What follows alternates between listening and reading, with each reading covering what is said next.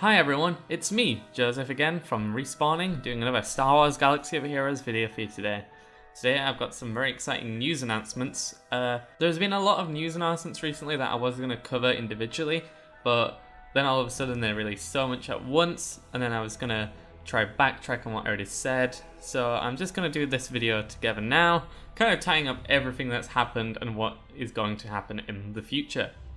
So first of all, I'm going to start with the immediate news.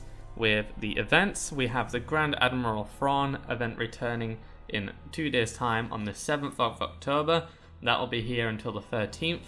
Again, requiring your Phoenix Squadron, who have just recently had a juicy upgrade with some Zetas and some more Omegas on there. So if you've got, 120 Zetas lying around, feel free to do that for a nice and quick update to your squad.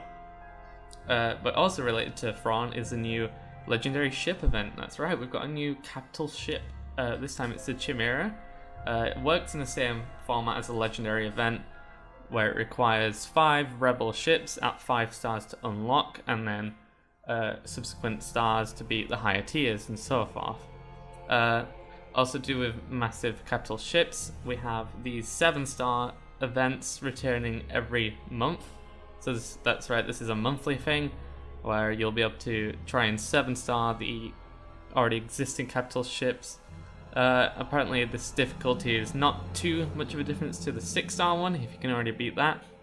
And it rewards Zetas and Omegas, which is also something very exciting. As well as it rewarding there's new achievements to go with these ships. By owning any of them at 7 stars, you're rewarded with 1 single Zeta. And for beating the Imperial Chimera event, you're also rewarded with 8 TIE Advance shards instead of, the typical 5 Darth Vader shards. So that's very nice of them to do that. I'm excited to try it. I've got about 4 ships at 5-star right now. I just need to get 1 more. It shouldn't be too hard. And then, hopefully we'll have Thrawn as our new fleet captain. It looks pretty crazy. We might be able to have a look at it if it is in the game files. Yes, here it is. Okay, that's nice and juicy. So, it's his basic calculated strike is you just call a target ally to assist.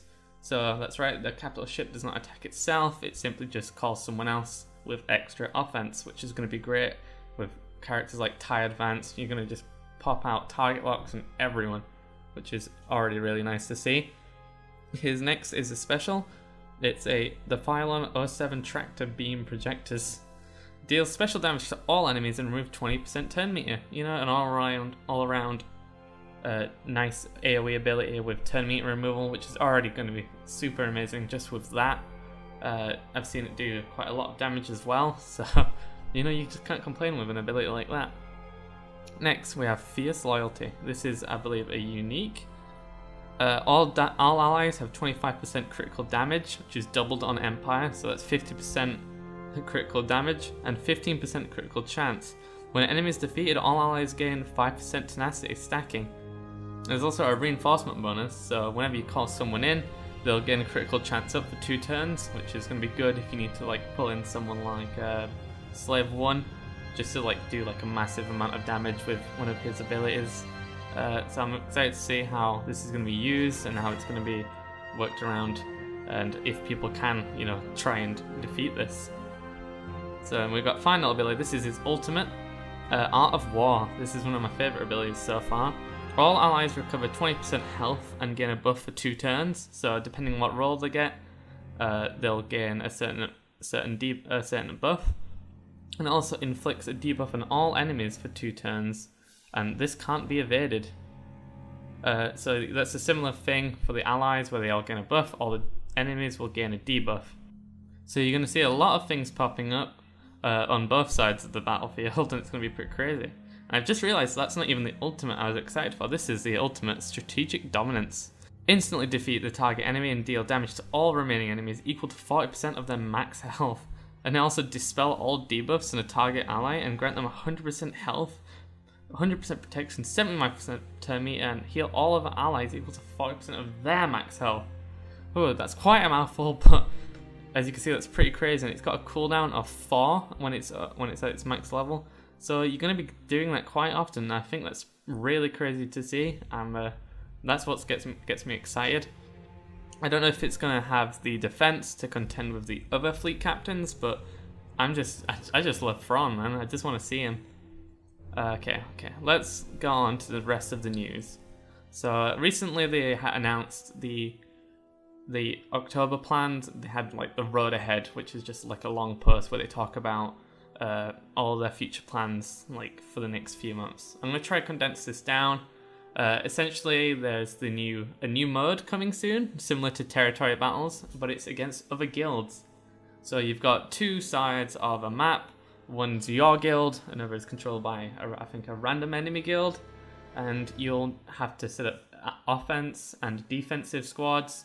You're gonna have to deploy your defensive teams to certain areas of the map, maybe at the front lines or the back end, and then also taking your best offense squad onto their teams. So this is going to be fun. You're going to have to pick through your squads, determine who would be better on offense and defense, similar to how resistance is. You know, you don't want to take you don't want a squad that's just going to die if you just leave it on your side of the battlefield. The first territorial battle map will take place on Jakku from The Force Awakens, if you remember that. So that'll be exciting to see. It says right here, prepared for anything in the guild versus guild strategy. We'll be talking a lot more about it in the upcoming month. So that's really good to see. Hopefully we'll see that very soon by the end of the month. It says to make sure you're all gilded up for that. Okay, next talk. Star Wars The Last Jedi. So obviously that movie is coming out on December, I believe the 15th in the UK. And they said that the first character from The Last Jedi will be a variant of a character that already exists. And if you're not familiar with how things have been going in this game, then that will definitely be Rey. They've started referring to this Rey right here as Scavenger Rey already. There was a promotion recently from Walmart which gave you Scavenger Rey shards, and it talks her in that sense. So that's definitely going to see a Jedi Rey team coming in December. It'll likely need a Resistance team. However, I have some doubts that maybe we will need Veteran Han and Veteran Chewie, Finn, BB-8, and Scavenger Rey all at 7 stars, similar to how Commander Luke Skywalker required certain characters to get him at 7 star. I only say that specific team because it was the one used in the BB-8 event, which we all had to do with the First Order. I could be wrong, but that was what I thought of initially after seeing that event. And how well, guess how many like clues they've given us in the past like this. So I was just being careful. I would say if you can, like as soon as you can, farm those characters up, get BB-8. It's likely that the event will return next time when the Jedi Rey event comes back, if he is needed after all. If the event doesn't come back, then it's likely that we can just use any Resistance characters, which can be like R2-D2, Poe Dameron, the Resistance pilot and trooper. Then we don't have to farm those veterans again, which will, be like a week of panic farming only to get him at 5 stars, and everyone just wants Jedi Rey.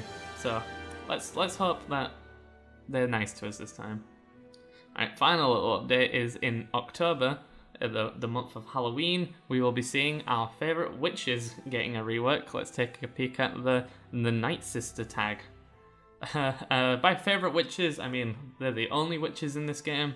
I have never really contributed to these guys. I think I got Talia as one of my first characters when I started, and I quickly abandoned her. She's still just at gear 5, I think. Yeah. I will not be investing in this rework. You don't have to either. It'll just be, taking a faction that's like in the lowest percentile and then just beefing them a bit. Letting them stand a bit more, maybe in Galactic War. I do not think they will be taking down Commander Luke Skywalker teams anytime soon, or most of the arena. I just think they'll be, revamped a little bit to work cool and have cool abilities, the same way the Imperial Troopers did earlier this year. They're still not really used that much, but they've got that cool functionality going on with General Veers and the rest of them. So yeah, that's pretty much everything that's happened recently. We've also got the R2-D2 event at the end of this month, so people should prepare their Empire characters for him.